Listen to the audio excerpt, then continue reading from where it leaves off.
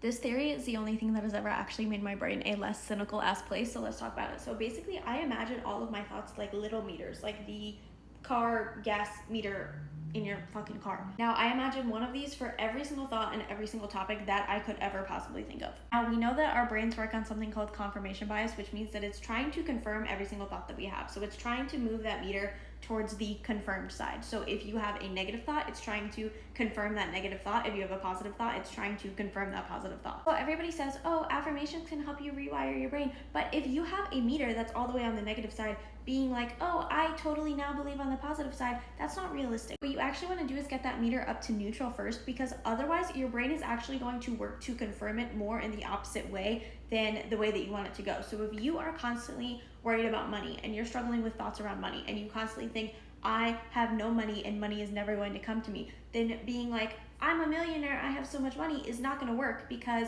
your brain is actually going to see that thought and be like, that's not fucking true, and it's going to push it further down on the negative side about views around money. What you actually want to do is find a way to get it to neutral. So if you're just like, I make $3,000 every single month, and it's just something that is a neutral thought and something that your brain can actually be like, oh, that is true, yeah, that's a fact, then that's going to help you slowly work your way up to neutral, and then from neutral you'll be able to actually start to do more positive affirmations that are going to get you to that positive side. The problem is that everybody's trying to jump from negative to positive, and that's just not realistic, and that's not something that's going to actually stick because of this confirmation bias, and your brain is always going to be trying to confirm the thoughts that you have and trying to either prove them wrong or prove them right.